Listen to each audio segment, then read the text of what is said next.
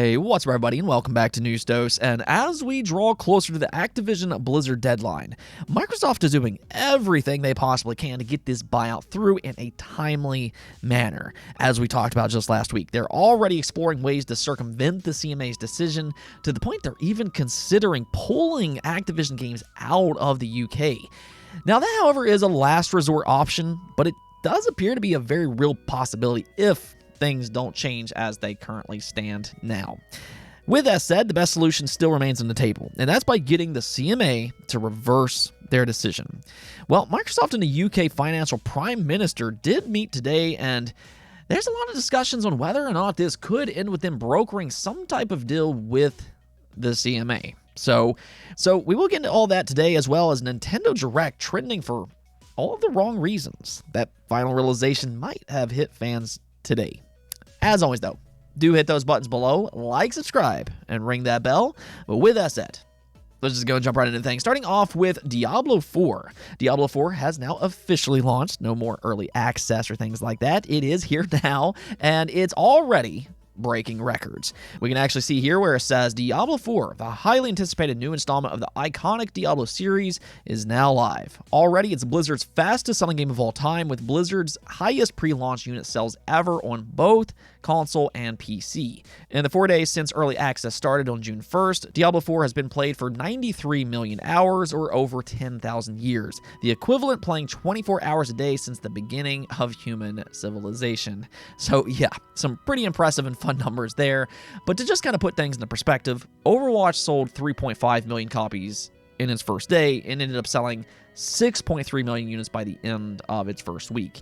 So Diablo 4 is tracking to maybe surpass that, which is crazy when you think about it, especially considering the higher price tag for Diablo 4. Keep in mind, this is a $70 game, but that's the draw of this franchise. It's one of the most influential action RPGs of all time, and as we've seen, Blizzard has done a great job with Diablo 4. It's reviewing well. Its servers, as of this recording, is also surprisingly holding up. Hopefully that continues to be the case. But big congrats to Blizzard here. They've taken a lot of flack over the last few years, so it's nice to see them get a win. And more importantly, it's a win for gamers. This is an RPG that I fully expect to be one of the most played for years to come, with all the seasonal content that they have planned. Its base game is already pretty massive as is. Next up, though, the next 7 days just got a little bit more busy, as Capcom is joining in on all the fun now. They just announced their very own showcase for June 12th. We now have the Summer Game Fest, the Xbox Bethesda showcase, Ubisoft Forward, and now the Capcom showcase in a 4-day period from one another. Fun times ahead, I have to say, though. As for Capcom, they're not really setting any type of expectations. All they're currently saying is that it'll be about 36 minutes long, and apparently some games included in the show aren't suitable for children. Who would have thought, right? But that's pretty much all we currently know. But I think if I were to guess what could possibly be here, there's really 3 games that immediately comes to mind. The first is Exoprimal, their cooperative dinosaur shooter.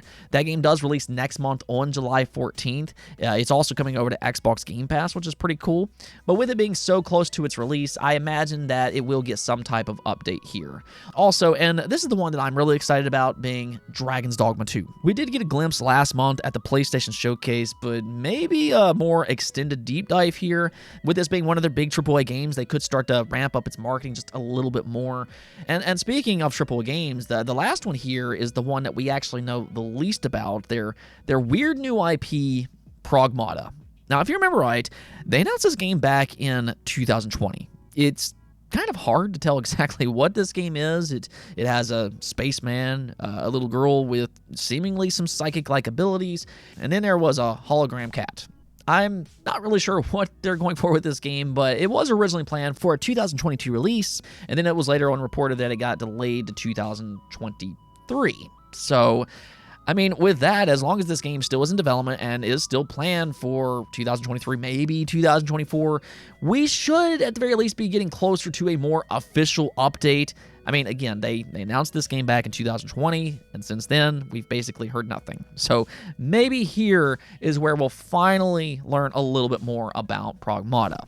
Now, there are some other possibilities as well, maybe something Monster Hunter related, but one way or the other, I do trust Capcom right now. I keep saying it, but I really do believe that they've been one of the best publishers over the last 5 or 7 years. So yeah, I'm really excited to see what they have in store for us on June 12th.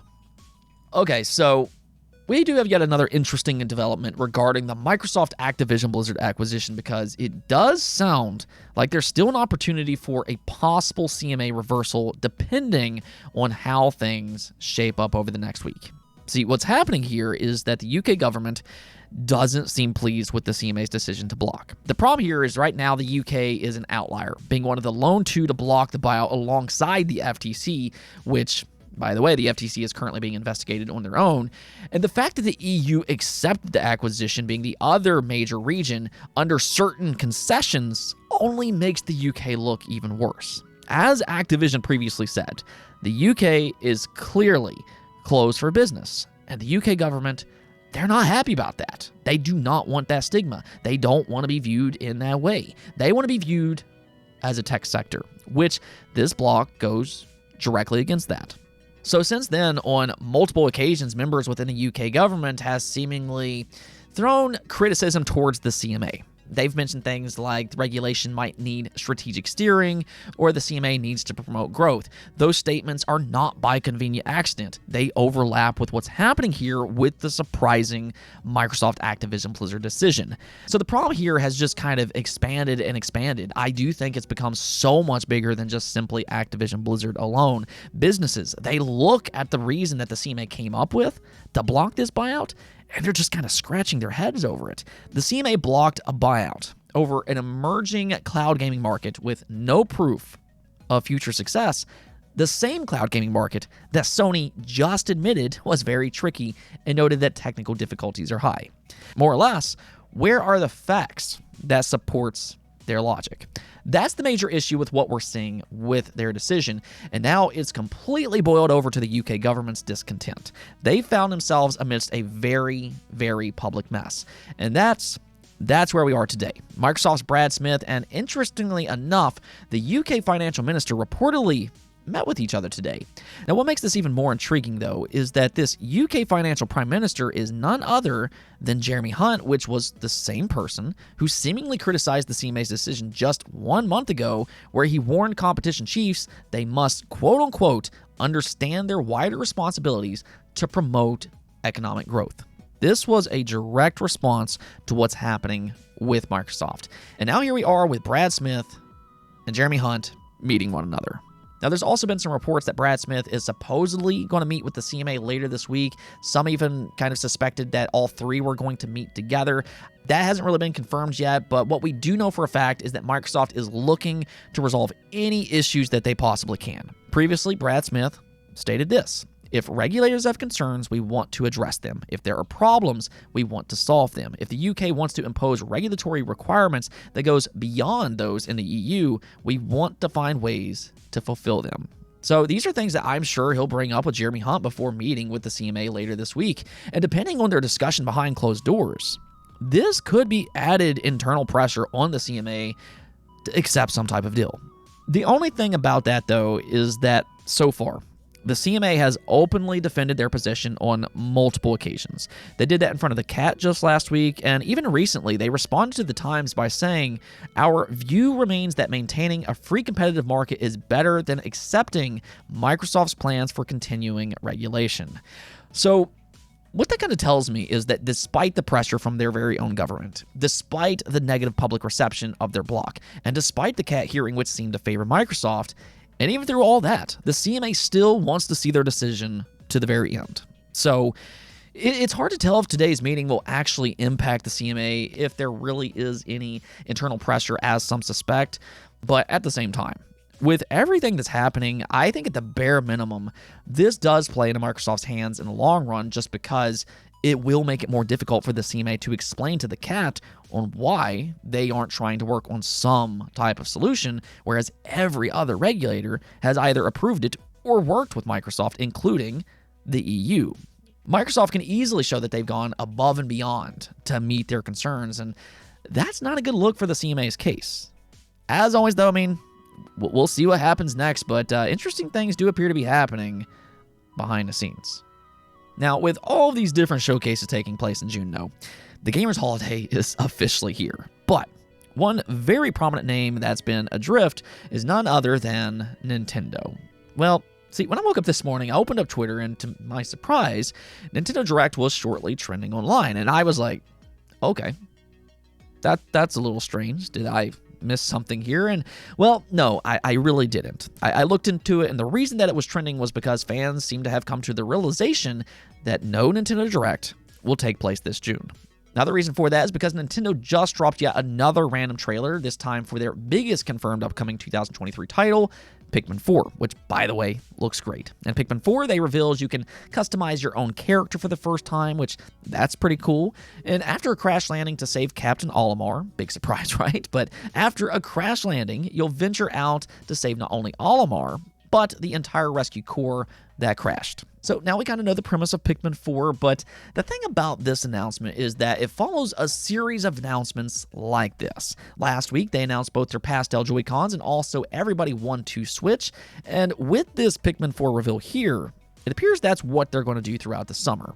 Instead of having a direct, they'll just kind of have a couple announcements like this here and there. Now, I feel like that was already relatively evident, but for anybody that had any kind of lingering expectations, well, I think what will happen here is that Nintendo will just kind of ride out the summer. Again, they might have some of these other random announcements, maybe a Pikmin 4 Direct at most, and then after that, maybe this September they come out with a general Nintendo Direct. Historically, they do seem to like that September month, and that's where I think that we'll start to hear about their holiday lineup. Until then, though, it seems like their future lineup will just kind of remain a mystery for a bit longer. Speaking of Nintendo, though, one other interesting thing happened because reportedly, through a data mine, 2 Fabric Paragliders and Zelda Tears of the Kingdom are currently unobtainable. One for Princess Zelda, and then the other for the Gerudo King. Now, what makes this leak so fascinating is that both appears to be linked to Amiibo, with IDs of 1049 and 1050. Now, keep in mind that the ID for the linked Tears of the Kingdom Amiibo is 1048, so this does kind of line up with that.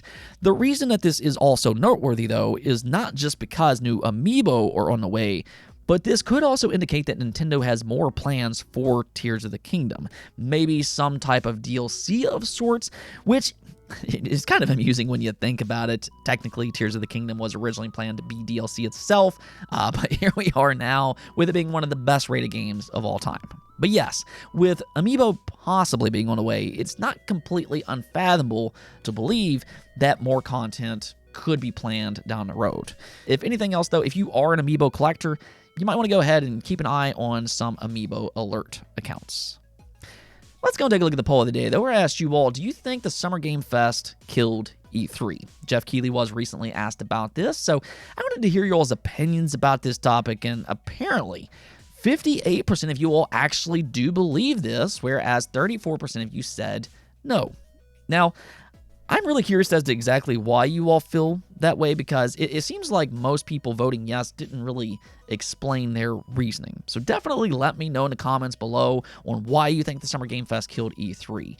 I think for me, though, I agree with Jeff Keighley. I don't think the Summer Game Fest killed E3, but rather I think what happened here is that E3 struggled to adapt. Publishers have now learned that they don't need to pay bukus upon bukus of money for E3. They can just do their own showcase now for a fraction of the cost and still get the same audience, if not even bigger. So I don't really think the Summer Game Fest had all that much to do with what happened to E3. I mean, it certainly didn't help, but I think E3's demise would have happened with or without the Summer Game Fest. At the end of the day, E3 relies on the big three to do their big showcases. And with the big three now doing their own thing instead, they don't really need E3 like they used to.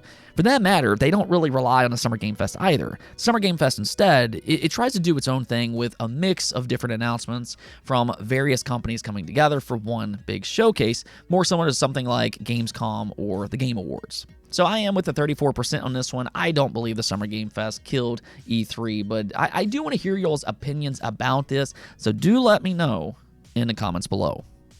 Anyways, though, that's it for this episode, but if you liked the video, don't forget the bell notification and subscribe button for more content just like this. Also, if you'd like to support the channel through Patreon, thank you for making this content possible. Peace out.